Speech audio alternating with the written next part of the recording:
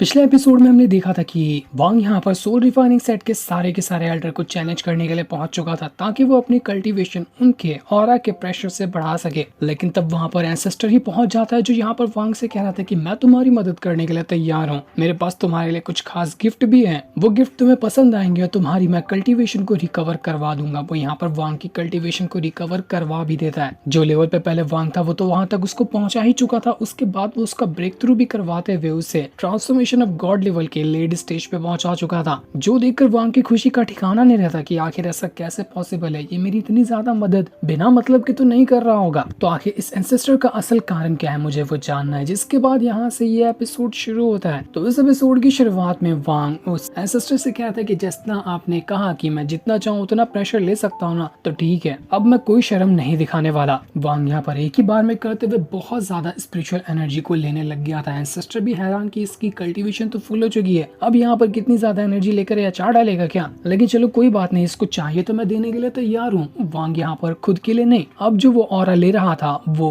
अपनी original body के लिए ले रहा था ताकि खुद के साथ साथ अपनी ओरिजिनल बॉडी को भी स्ट्रॉन्ग बना सके। वो एंसेस्टर का ऑरा घसीटता और जहाँ पर उसकी ओरिजिनल बॉडी थी उसके अंदर ट्रांसफर कर रहा था। ओरिजिनल बॉडी पाताल के अंदर बैठी हुई थी और वहां पर ही उसकी कल्टीवेशन अपने आप इंक्रीज होने लग जाती है। दोनों की बॉडी तो एक ही जैसी थी, तो यहाँ की कल्टीवेशन वहां ट्रांसफर करना भी ज्यादा मुश्किल नहीं था। और अब देखते ही देखते हैं उस फ्लैग के अंदर से जो एंसेस्टर बाहर निकले थे उनकी भी पावर फटाफट से कम होने लगती है, क्योंकि वांग तो अपना कल्टीवेशन ऑरा फुल कर चुका था, लेकिन अब सारा का सारा ऑरा जा रहा था उसकी ओरिजिनल बॉडी में। एंसेस्टर यहाँ पर इसके लिए भी मना नहीं करता। वो यहाँ पर थोड़ा शॉक्ड में तो था कि ये हो क्या रहा है, इतनी सारी एनर्जी आखिर जा तो जा कहाँ रही है। उसको यहाँ पर डाउट होता है, लेकिन वो कुछ सवाल नहीं करता कि चलो कोई बात नहीं, जितनी चाहिए मैं उतनी देने को तैयार हूँ। सारे एंसेस्टर वगैरह की सोल मिलकर यहाँ पर वांग को अपनी पावर दिए जा रही थी और वांग यहाँ पर बड़े मजे से अपनी ओरिजिनल बॉडी को स्ट्रॉन्ग बनाया जा रहा था। इस वजह से ओरिजिनल बॉडी पूरा एक ककून के अंदर भर जाती है और ककून जैसे फटेगा, हो सकता है कि ओरिजिनल बॉडी अपना ब्रेक थ्रू करके बाहर निकले। और यहाँ पर सच में ओरिजिनल बॉडी का भी ब्रेक थ्रू होने लग गया था। उसका लेवल तो एंशिएंट गॉड मेथड है, तो उसका उसी हिसाब से ब्रेक थ्रू होगा। 2 स्टार एंशिएंट गॉड लेवल पे तो पहले से ही था। इसके बाद वांग बहुत सारा ऑरा लेकर ओरिजिनल बॉडी को दे देता है और उसके अंदर ककून को उसको ऐसे ही छोड़ चुका था ताकि ककून के अंदर रहते हुए पावर बढ़े और थोड़ी देर बाद वो अपने आप ही ककून फाड़ कर बाहर निकल जाएगा। जब ये सारा का सारा काम यहाँ पर हो चुका था तो उसके बाद वो जो एंसेस्टर होता है अपने सारे के सारे एंसेस्टर की सोल को वापस से फ्लैग के अंदर डाल देता है। एंसेस्टर वांग से कहता है कि उम्मीद है मेरे जो गिफ्ट है वो तुम्हें पसंद आए, कैसे लगे मेरे गिफ्ट। तो वांग यहाँ पर एंसेस्टर से कहता है कि सच में वो सब कमाल के थे, आपका बहुत बहुत शुक्रिया। अब मेहरबानी करके आप मुझे ये बता दीजिए कि किसके बदले आपने मुझे ये 3 गिफ्ट दिए हैं, कौन सा काम आप मुझसे करवाना चाहते हैं, मैं अपनी पूरी कोशिश करूंगा उस काम को पूरा करने के लिए। तो एंसेस्टर कहता है कि मैं यही तो सुनना चाह रहा था, अगर तुम मेरा काम कर दोगे ना तो मेरे गिफ्ट यहाँ पर काम कर जाएंगे। मैंने तुम्हें इसीलिए गिफ्ट दिया है कि तुम मेरे काम करने के लिए इनकार ना करो और मेरे साथ हम दोनों डिस्कस करते हैं डिटेल में कि मैं तुमसे करवाना क्या चाहता हूँ। इसके बाद वो एंसेस्टर जो था वांग को उस जगह पर ले आता है जहाँ पर वो रहा करता है, वही जो आसमान के अंदर एक रिंग बना हुआ था उसी के अंदर। एंसेस्टर यहाँ पर कहता है कि मेरा जो प्लान है ना वो बहुत ज्यादा बड़ा है, काफी ज्यादा मुश्किलों से भरा हुआ भी है। अगर तुम यहाँ पर नहीं आए होते ना सोल रिफाइनिंग सेट के अंदर तो मैं खुद तुम्हें ढूंढता हुआ तुम्हारे पास पहुंच जाता, क्योंकि ये काम तुम्हारे अलावा कोई भी नहीं कर सकता। वांग कहता है कि हाँ, मुझे याद आया कि मैंने आपके सोल रिफाइनिंग सेट के किसी एल्डर को मार दिया था, आप उसी के बारे में मुझसे सवाल करने के लिए आए हैं क्या। तो एंसेस्टर कहता है कि नहीं नहीं, ऐसी बात नहीं है, वो तो अफवाह मैंने ही फैलाई थी, तुमने हमारे सोल रिफाइनिंग सेट के किसी को भी नहीं मारा है, अफवाह फैला दी गई थी ताकि तुम यहाँ पर आ जाओ। वांग कहता है अब तो मुझे थोड़ा थोड़ा ना घबराहट होने लगी कि कौन सा बड़ा काम आप मुझसे करवाना चाहते हैं, उम्मीद है कि वो काम मैं कर पाऊंगा। तो एंसेस्टर कहता है कि सुनो, मैं क्या कहना चाह रहा हूँ, ये बात ना आज से बहुत टाइम पुरानी है, जब ये पूरा का पूरा सुजाकू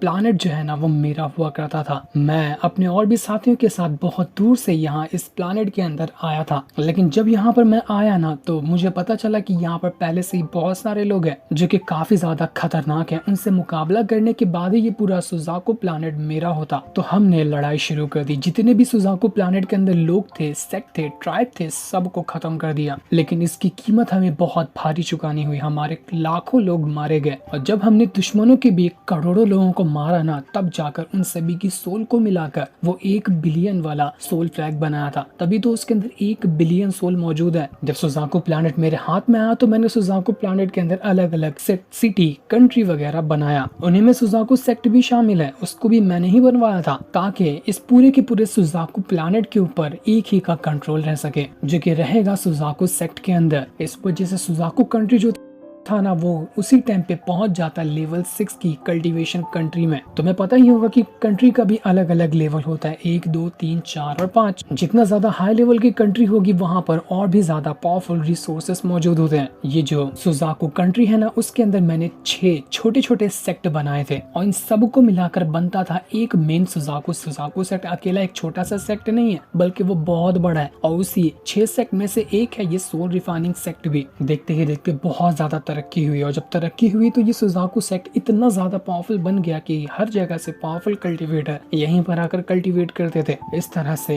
ये जो सोल रिफाइनिंग सेक्ट था वो बन पाया लेवल 6 का एक पूरी कंट्री। सबसे ज्यादा तरक्की हुई थी हमारे सोल रिफाइनिंग सेक्ट को ही, लेकिन धीरे धीरे करते हुए ये तरक्की लोगों से दिखी नहीं गई। और जब भी हमारे सोल रिफाइनिंग सेक्ट का कोई पावरफुल एंसेस्टर बनता जो इतना काबिल होता कि वो पूरे के पूरे सुजाकू सेक्ट का मेन लीडर बन सकता है तो यहाँ पर उसको ही मार दिया जाता ताकि वो सुजाकू सेक्ट का लीडर ना बन सके। ये सारा काम करवाता था जो कि सुजाकू सेक्ट का लीडर होता है वो, क्योंकि उसको पता है कि उसके बाद दूसरे का नंबर आएगा जो उससे ज्यादा पावरफुल होगा। लेकिन किसी का भी नंबर ना आए सुजाकू लॉर्ड अपने दावेदारों को ही खत्म कर दिया करता था ताकि हमेशा उसी का राज रहे सुजाकू सेक्ट के ऊपर। यही वजह थी कि हमारा जो सोल रिफाइनिंग सेक्ट है ना वो कमजोर होता गया और अब वो वहां पर पहुंच चुका है जहां लेवल 5 की कंट्री में इसको शामिल किया जा सकता है। कहाँ पहले हमारा सोल रिफाइनिंग सेक्ट लेवल 6 की कंट्री कहलाता था लेकिन अब वो लेवल 5 पे पहुंच चुका है और सुजाकू लॉर्ड कभी भी हमारे सोल रिफाइनिंग सेक्ट को ना एक लेवल 6 पर जाने देगा ही नहीं, क्योंकि उसको डर है कि अगर हम लोग यहाँ पर लेवल 6 की कंट्री में पहुंच गए ना तो हमारे पास इतनी ताकत आ जाएगी कि हम सुजाकू लॉर्ड को भी हरा कर सुजाकू पे कब्जा कर सकते हैं। मेरा भी सपना यही था कि हमारा सोल रिफाइनिंग सेक्ट लेवल 6 की कंट्री बने और पूरे के पूरे सुजाकू कंट्री के ऊपर हमारा राज हो, लेकिन ये सपना कभी पूरा नहीं हो पाया।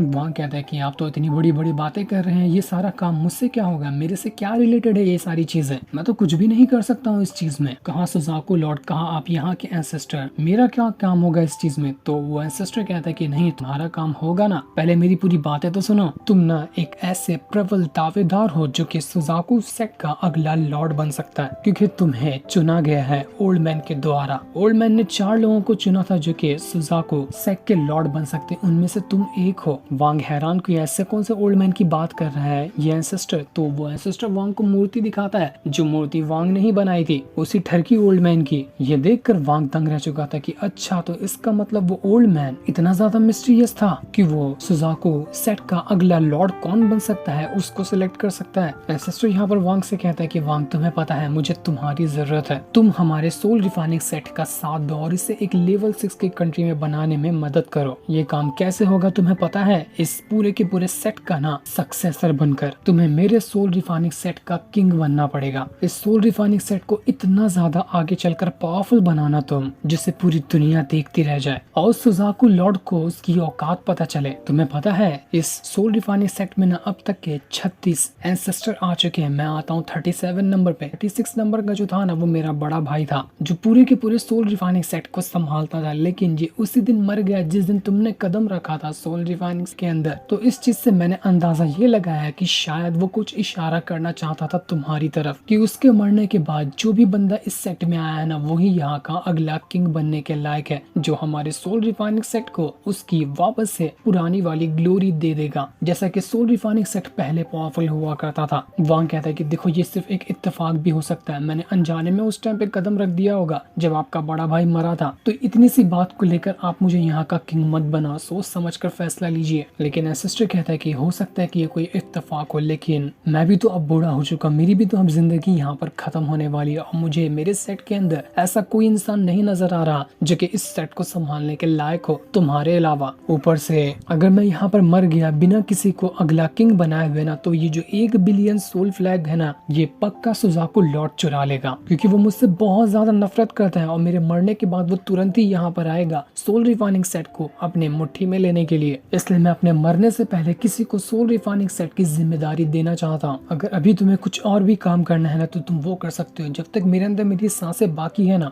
तब तक कि मैं इस सोल रिफाइनिंग सेट को संभाल लूंगा, लेकिन जिस दिन मैं मरने वाला रहूंगा उस टाइम तुम्हें मेरे सोल रिफाइनिंग सेट को संभालना होगा। तो बताओ कि क्या तुम मेरी इस रिक्वेस्ट को मानते हो? यही चीज के लिए मैंने तुम्हें 3 गिफ्ट दिए थे कि तुम मेरी बात मानते हुए सोल रिफाइनिंग सेट के अगले किंग बनोगे और इस सेट को संभालते हुए इससे बहुत ज्यादा पावरफुल बनाओगे। वांग कहता है कि इतने कम रिसोर्सेस, इतने कम कल्टीवेशन के बावजूद भी इस पूरे के पूरे सोल रिफाइनिंग सेट को एक लेवल 6 की कंट्री में ले जाना ये बहुत ज्यादा मुश्किल काम है। तो एंसेस्टर कहता है कि इसकी टेंशन लेने की तुम्हें कोई जरूरत नहीं है। आगे क्या होता है क्या नहीं होता है वो तो किस्मत पे लिखा होता है। हमारा काम है कोशिश करते रहना। कोशिश करो, कामयाबी तुम्हें जरूर मिलेगी। तो बताओ कि क्या तुमने मेरी ये रिक्वेस्ट एक्सेप्ट की या नहीं की? तो वांग कहता है ठीक है एंसेस्टर, मैं अपनी तरफ से पूरी कोशिश करूंगा ताकि मैं इस सेट को पावरफुल बना सकूं और आपने जो सपना देखा है उसको भी पूरा करने की कोशिश करूंगा। हाँ, मुझे आपकी रिक्वेस्ट मंजूर है। सिस्टर कहते हैं कि क्या सच में वांग तुम सच कह रहे हो ना? तुम्हारे मुंह से ये सुनकर मुझे बहुत अच्छा लग रहा है। इस चीज का तो मैं इंतजार कर रहा था। वो यहाँ पर वांग को जेड स्लिप देता है जिसको लेने के लिए वांग जा रहा था। सिस्टर कहता है कि ये लो, यही जेड स्लिप तुम्हें चाहिए था ना, इसको भी तुम अपने पास रखो। इसके अंदर टेक्निक भी लिखी हुई है और इसके अंदर ये भी लिखा है कि तुम कैसे ना इस 1 बिलियन जो सोल फ्लैग है इसको संभाल सकते हो, क्योंकि जल्दी इसको कंट्रोल करना इजी नहीं होगा, लेकिन जब तुम इस टेक्निक को सीख लोगे ना तो तुम 1 बिलियन सोल फ्लैग को आसानी से कंट्रोल कर पाओगे और जब जरूरत पड़ेगी तो तुम उसका इस्तेमाल भी कर पाओगे। तो सोल फ्लैग लेने के लिए पहले तुम्हें ये टेक्निक सीखनी पड़ेगी। आज से और अभी से तुम इस सोल रिफाइनिंग सेट के सबसे ज्यादा खास मेंबर हो। डिसाइपल में जो सबसे टॉप की पोजीशन होती है ना, मैं वो तुम्हें दे रहा हूँ। उम्मीद है कि तुम मुझे निराश नहीं करोगे और जैसा मैंने कहा है तुम वो चीज जरूर करोगे। तो वांग कहता है कि बिल्कुल जैसा आपने कहा है मैं पूरी कोशिश करूंगा वो करने की, आप मुझ पर भरोसा कर सकते हैं। तो एंसेस्टर कहता है कि ठीक है, मैं जा रहा हूँ अपना इसी सर्कल के अंदर जहाँ पर मैं हमेशा से रहता था।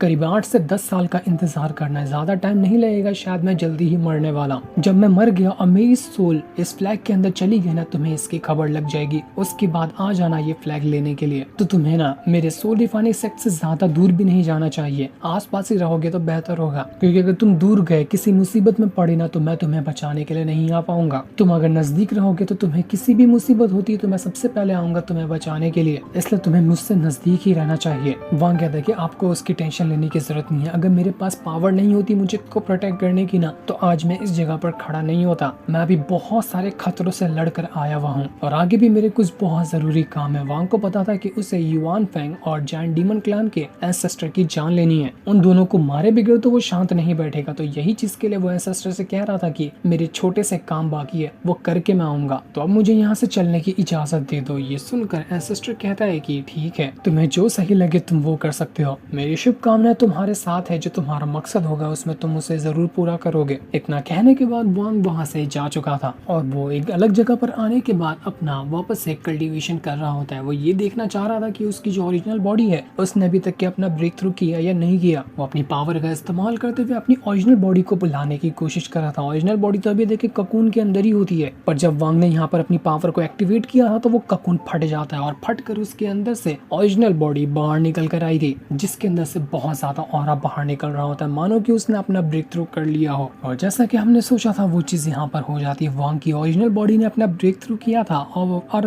वो एंशिएंट गॉड लेवल के 3rd लेवल पर पहुंच चुका होता है। ओरिजिनल बॉडी का भी ब्रेक थ्रू हुआ, क्लोन बॉडी का भी ब्रेक थ्रू हुआ, दोनों यहाँ पर अपना ब्रेक थ्रू कर चुके थे, जिस चीज से वो दोनों बहुत ज्यादा खुश होते। बारी होती है दोनों का ब्रेक थ्रू हो चुका था तो अब दोनों बॉडी को मर्ज करने की, ताकि देखा जा सके कि जब दोनों बॉडी मर्ज होती है और उसके बाद जो वांग बनता है ना उसकी पावर अभी कितनी है। तो ओरिजिनल बॉडी जो थी वो जमीन को फाड़ कर उसके अंदर से बाहर निकल कर आती है और क्लोन बॉडी के साथ मर्ज होने लग गई थी, ताकि दोनों बॉडी को आपस में मर्ज किया जा सके। जैसे ये काम यहाँ पर होता है, दोनों की बॉडी मर्ज होना शुरू हो जाती है, जिस वजह से वहाँ पर बहुत ही भयंकर पावर एक्टिवेट होने लग गई थी। देखते ही देखते यहाँ पर एक बहुत बड़ा तूफान आता है और तूफान के बाद वांग की जो मेन बॉडी थी, जो वो ओरिजिनल और क्लोन बॉडी से बनकर तैयार होती है, वो भी सामने आकर खड़ी हो जाती है। और उसकी पावर भी पहले से काफी ज्यादा इंक्रीज हो चुकी थी। ये देखकर वांग बहुत ज्यादा खुश होता है। वो अपने हेवनली पर्ल को भी बाहर निकाल लेता है और कहता है कि इसमें तो वुड एलिमेंट भी अब पूरा होने वाला है, इसके बाद सिर्फ एक एलिमेंट और बचेगा, वो भी अगर पूरा हो जाए तो उसके बाद मेरा हेवनली पर्ल बिल्कुल परफेक्ट रेडी हो जाएगा। तो युआन फेंग और चैन डीमन क्लान के एंसेस्टर, अब तुम अपनी उल्टी गिनती गिनना शुरू कर दो, मैं आ रहा हूँ तुम्हारे पास। ऐसी कुत्ते की मौत नहीं मारा ना तो तुम सोच भी नहीं सकते। ऐसी मौत मारूंगा कि जिंदगी में कभी तुमने उस तरह की मौत नहीं देखी होगी। वांग लिन अपना बदला तो हमेशा लेकर कह रहता है, वो एक नहीं बल्कि 100 गुना ज्यादा भयानक बदला लूंगा मैं तुमसे। तो वहीं हम युआन फेंग को भी देखते हैं जो अपना बैठे बैठे कल्टीवेशन कर रहा था ताकि वो खुद की पावर को रिकवर कर सके। वांग से मार खाने के बाद तो उसकी हालत खराब थी, लेकिन वो इतने टाइम से अपनी सारी पावर को रिकवर कर चुका था। इस वजह से उसे उम्मीद होती कि अब तो मैं यहाँ पर वांग को मार ही सकता हूँ। लेकिन तभी बाहर से आवाज आती है कि ली युआन फेंग सामने तो निकल कर पहाड़ा, मैं आ गया हूँ तेरी मौत बन के तेरे पास। कब तक कल्टीवेशन करेगा, बस बहुत हो गया, बाहर आजा, मरना तो तुझे वैसे भी है। क्या है कमाल का ये सीन था। जो सीन दिखाते ही ये एपिसोड यहीं पर एंड हो जाता।